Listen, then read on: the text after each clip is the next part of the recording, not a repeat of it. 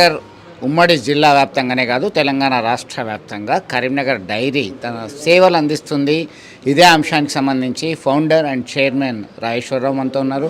రాజేశ్వర్ గారు నమస్తే. ఎట్లా మీరు ఎస్టాబ్లిష్ చేయడం జరిగింది? ఎలాంటి ఉత్పత్తులతో ముందుకెళ్తున్నది? రోజు రోజుకు అప్డేట్ అవుతుందా? ఎట్లా ఉంది? ఎట్లాంటి సేవలు అందిస్తున్నారు? రైతులకి లబ్ధి ఎట్లా ఉంది? ఇది కరీంనగర్ డైరీ 1998 నవంబర్ 1 నాడు మాకు హ్యాండ్ ఓవర్ చేసినప్పుడు కేవలం 12,000 లీటర్లు ఉండే ఉత్పత్తి, సేల్స్ 4,000 లీటర్లు ఉండే. మరి అప్పటి నుంచి ఇప్పటి వరకు అటు రైతులను ఎంకరేజ్ చేసుకుంటూ ఇది ఉత్పత్తి పెంచుకుంటూ కన్జ్యూమర్స్కి అవేర్నెస్ ప్రోగ్రామ్స్ పెట్టుకుంటూ, ఎందుకంటే ఇవాళ మీ అందరికీ తెలిసినటువంటి విషయమే, ఎక్కడ చూసినా కూడా కల్తీ కల్తీ కల్తీ కల్తీ ఉన్నటువంటి వాళ్ళు మరి తక్కువ ధరకి ఇచ్చి దాని తక్కువ ధర ఉన్నదని చెప్పి రైతులు కూడా మోసపోవడం, కన్జ్యూమర్స్ కూడా మోసపోవడం జరుగుతుంది. సో అందుకొరకు వారికి అవేర్నెస్ ప్రోగ్రామ్స్ మేము పెట్టుకుంటూ, కల్తీ చేస్తే మరి ఇంటికి ఒక క్యాన్సర్ పేషెంట్ వస్తుండే ఇవాళ. సో అందుకొరకు కల్తీ అనేది ఉండకుండా మంచి స్వచ్ఛమైనటువంటి పాలను గ్రామ స్థాయిలో మేము సేకరిస్తాం. గ్రామ స్థాయిలో మా సంఘాలు ఉంటాయి, సంఘాల ద్వారా పాలు సేకరించి అక్కడ సెక్రటరీ ఉంటాడు, టెస్టర్ ఉంటాడు, టెస్టింగ్స్ అవుతాయి. అక్కడ అడల్ట్రేషన్ టెస్టులు కూడా చేస్తాం.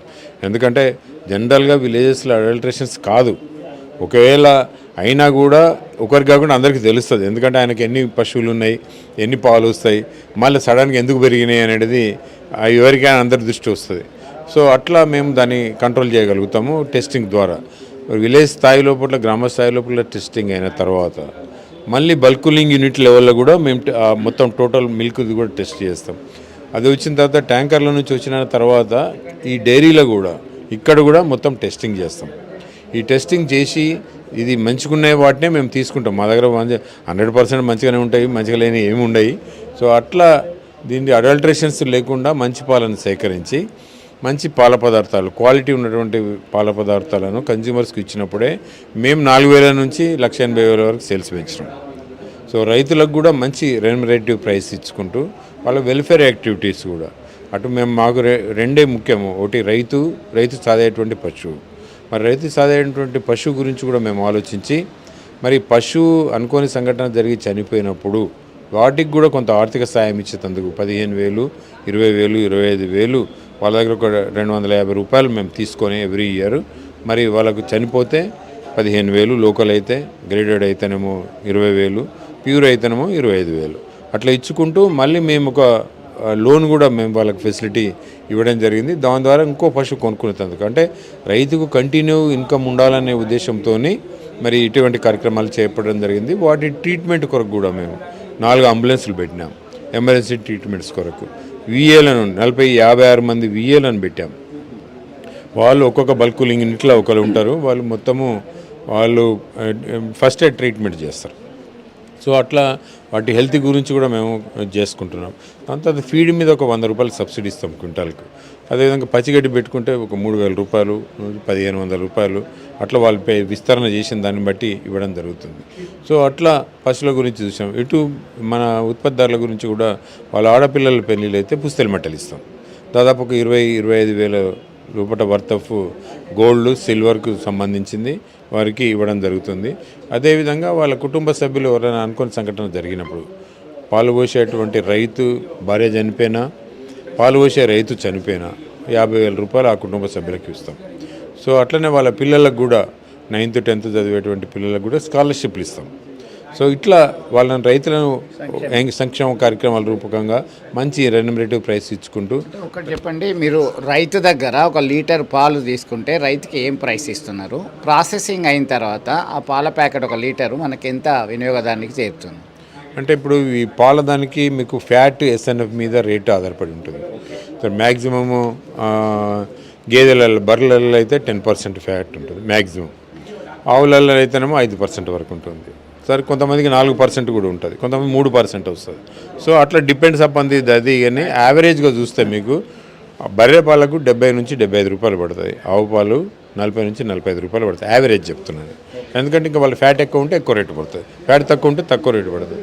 అట్లా రైతులకు కొంచెం రెమ్యునరేటివ్ ప్రైస్ ఇచ్చుకుంటూ మళ్ళీ వాళ్ళకి, ఎందుకంటే మార్కెటింగ్ ఫెసిలిటీ ఇప్పుడు, ఎందుకంటే ఏదైనా కూడా వ్యాపారం నడవాలంటే మార్కెటింగ్ ఉంటేనే నడుస్తుంది.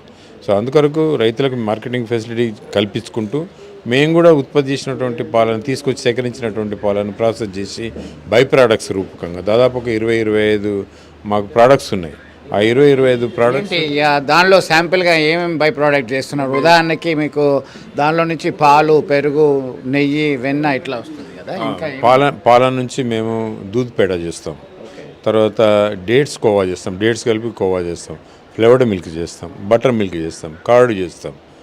దాని తర్వాత ఇంకా రకరకాలైనటువంటి ఉత్పత్తులు, బాసుంది ఉంది, కర్డ్లో డిఫరెంట్ వెరైటీస్ ఉన్నాయి, మలాయి లడ్డు ఉంది. ఇవన్నీ కూడా మనం చేసుకుంటూ రైతులకు పాలు కాకుండా ఓన్లీ పాలు కాకుండా మీరు అన్నట్టు కదా వాళ్ళ దగ్గర తీసుకున్నప్పుడు సపోజ్ ఒక 7% యావరేజ్ ఉంటే దీనిలో కూడా వెరైటీస్ ఉంటాయి. మా దగ్గర పాలల్లో కూడా 3% ఉంటాయి, 4.5 ఉంటుంది, 6% ఉంటుంది. అట్లా ఫ్యాట్ను బట్టి వేరియేషన్ ఉంటుంది రేటు. సో ఆ ప్రకారంగా 40 రూపాయలు, 45 రూపాయలు, 60 రూపాయలు, 50 రూపాయలు ఫ్యాట్ని బట్టి రేట్లు కూడా నిర్ణయించడం జరుగుతుంది.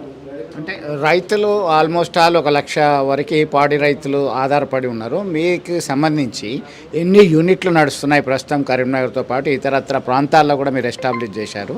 తెలంగాణ రాష్ట్ర వ్యాప్తంగా, ఉమ్మడి ఆంధ్రప్రదేశ్లోనే ఉన్నారు? తెలంగాణ రాష్ట్ర వ్యాప్తంగా లోపల మాకు 36 బల్క్ కూలింగ్ యూనిట్స్ ఉన్నాయి డిఫరెంట్ ప్లేసెస్లో. ఈవెన్ కామారెడ్డి, నిజామాబాద్, ఆదిలాబాద్ ఇట్లా వేరే జిల్లాల్లో కూడా ఉంది, కరీంనగర్ జిల్లాలో ఉంది. ఒక 4 చిల్లింగ్ సెంటర్స్ ఉన్నాయి, హుస్నాబాద్ కావచ్చు, జమ్మికుంట కావచ్చు, జగిత్యాల కావచ్చు, కరీంనగర్ కావచ్చు. డైరీస్ ఉన్నాయి, ఇదొక డైరీ ఉంది. ఇక్కడ నుస్లాపూర్లో రీసెంట్లీ మరి కొత్త డైరీ పెట్టాము, అది ఫుల్లీ ఆటోమైజేషన్ డైరీ. అది దాంట్లో అంతా కంప్యూటర్స్తోనే ఆపరేట్ చేస్తారు. దాంట్లో ఎందుకంటే ఇది పాలల్లో ఏంటంటే మనము కంటామినేషన్స్ వస్తాయి, మనము ఎక్కువ వాటిని టచ్ చేస్తుంటే మన చేతుకున్నటువంటి క్రిములు దానికి పోతాయి. సో అందుకొరకు అని చెప్పి ఆటోమేషన్ ప్లాంట్ మేము పెట్టడం జరిగింది. కర్డ్ కూడా ఆటోమేషన్ ప్లాంట్ పెట్టడం జరిగింది. సో దాని ప్రకారంగా ఈ టెక్నాలజీని కూడా యూజ్ చేసుకొని ఇంకా ప్యూర్ను పాలను, తర్వాత ఈ పాల పదార్థాలను అడల్ట్రేషన్స్ లేకుండా ఈ ఏదైతే ఈ క్రిములు వాటికి తలగకుండా ఉండేందుకు ఇప్పుడు ఆల్మోస్ట్ ఎన్ని లీటర్ల పాలను మనం సేకరించగలుగుతాం కరీంనగర్ డైరీ ఆధ్వర్యంలో? ప్రస్తుతానికైతే 2 లక్షల లీటర్ల వరకు మనం పాలు సేకరిస్తున్నాం. 1,80,000, 1,90,000 వరకు మనం అమ్ముతున్నాం. ఇంకా రాబోయే రోజుల్లో కూడా లక్ష్యము అక్కడ 3 లక్షల లీటర్లు, ఇక్కడ 2 లక్షల 5 లక్షల లీటర్ల లక్ష్యం ఉంది. సో దాన్ని సేల్స్ రూపకంగా ఇంకా సేల్స్ ఎట్లా పెంచుకుంటూ పోతుంటే ప్రొక్యూర్మెంట్ ఆ విధంగా పెంచుకోవాలనే ఉద్దేశంతో మేము దీన్ని ఈ డైరీని లాస్ లేకుండా రైతులకు లాభదాయకంగా ఉండేందుకు, ఎందుకంటే ఇది రైతుల ఆర్గనైజేషన్, ఇది ఎందుకో ప్రైవేట్ ఆర్గనైజేషన్ కాదు. ప్రైవేట్ అంటేనేమో వాళ్ళు పంచుకుంటారు, డైరెక్టర్లు పంచుకుంటారు. దీనిలో అట్లా కాదు. ఇది ప్రతి ఒక్కటి కూడా దీనిలో వచ్చిన లాభాలు ప్రతి ఒక్కటి కూడా రైతుకు ఆ గ్రామస్థాయి సొసైటీస్ ద్వారా ఇవన్నీ డబ్బులు ఇవ్వడం జరుగుతుంది. అంటే మీరు ఎస్టాబ్లిష్ చేసినప్పుడు ఎంత ఇన్వెస్ట్మెంట్ క్యాపిటల్తో మీరు ఇన్వెస్ట్ చేయడం జరిగింది? ఇప్పుడు దీని టర్న్ ఓవర్ ఎంతకు చేరింది? మేము ఫస్ట్ తీసుకున్నప్పుడు ఆ సంవత్సరం 7 కోట్ల టర్న్ ఓవర్ ఉండే, మరి ఇప్పుడు దాదాపు 500 కోట్ల టర్న్ ఓవర్కి వచ్చినాము.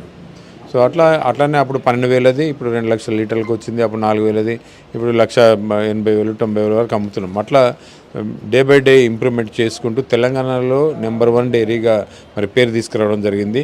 దీన్ని దృష్టిలో పెట్టుకొని తెలంగాణ రాష్ట్రంలో ఉన్నటువంటి ప్రైవేట్ డైరీసు, కోఆపరేటివ్ డైరీస్ ఇవన్నిటి ఇన్ఫర్మేషన్ కూడా ఇండియన్ డైరీ అసోసియేషన్ వాళ్ళ దగ్గర ఇన్ఫర్మేషన్ ఉంటుంది. వాళ్ళు తెచ్చుకొని ఏ డైరీ బాగుంటుంది, దానికి బాగు చేసేందుకు ఉన్నటువంటి ఒక యాజమాన్యానికి వాళ్ళు బెస్ట్ డైరీ ప్రొఫెషనల్ అవార్డు కూడా మరి 9వ తారీఖు నాడు క్యాలికట్ విశిష్టత ఏంటంటే, ఎవరైతే father of white revolution doctor Verghese Kurien ఉన్నారో ఆ వర్గీస్ కురియన్ పుట్టిన ఊరు అది. సో అక్కడనే మీటింగ్ పెట్టారు వాళ్ళు క్యాలికట్లో.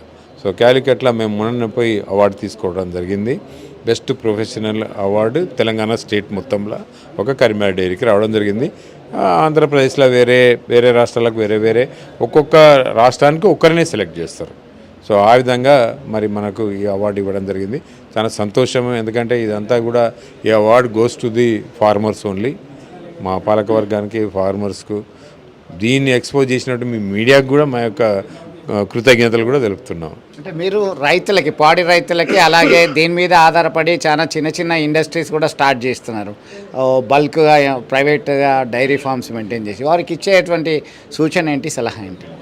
ఏదైనా కూడా వాళ్ళు చదువుకున్నటువంటి ఒక గేదెల యొక్క వెల్ఫేర్ చూసుకోవాలి. అడల్ట్రేషన్ చేయకుండా పాలు అమ్మాలి. ఎందుకంటే మనకు పైసలు ముఖ్యం కాదు. ఇవాళ మనం ఉంటాము ఉండము, కానీ మనిషికి ఆరోగ్యవంతునిగా మనం ఉండేందుకు మనం ప్రయత్నం చేయాలి. ఎందుకంటే ఎప్పటికీ ఉండేందుకు రాలే మనం మధ్యలో మనం అందరం వెళ్ళిపోయేటోళ్ళమే. ఉన్నన్ని రోజులు 10 మందికి లాభం చేసి మంచి పేరు తీసుకొచ్చుకుంటే దానికంటే మించింది ఏది లేదు.